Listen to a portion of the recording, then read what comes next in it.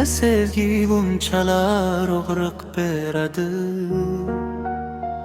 Nega ketgan odam tushlarga kiradi? Men seni unutdim deb yashay olmadim. Har nafasimda seni yo'qotdim. Sen ketgandan keyin yomg'ir ham boshqacha, osmon ham yig'laydi men kabi kechalar. Yuragim qishqirar lekin ovozsiz. Seni sevish menga bo'ldi oxirgi iztirob. Qayt deb aytolmayman g'ururim sabab, lekin sensiz yashash o'limdan yomonroq. Har kuni kulaman odamlar uchun, aslida ichimda hammasi bayron. Rasmlaring qolibdi telefonimda,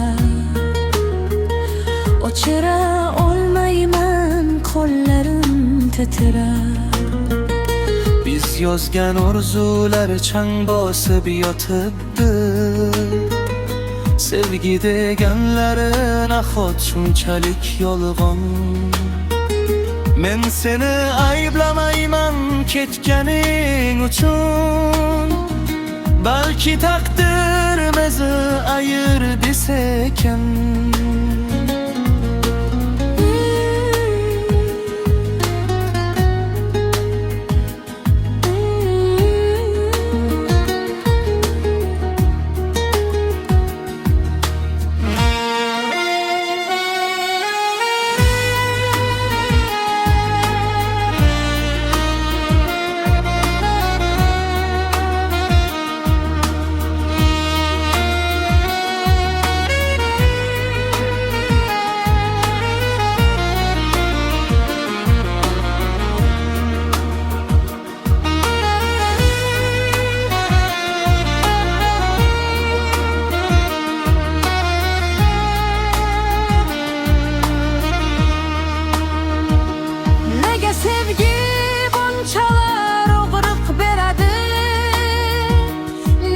Ketgan odam tushlarga kiradi.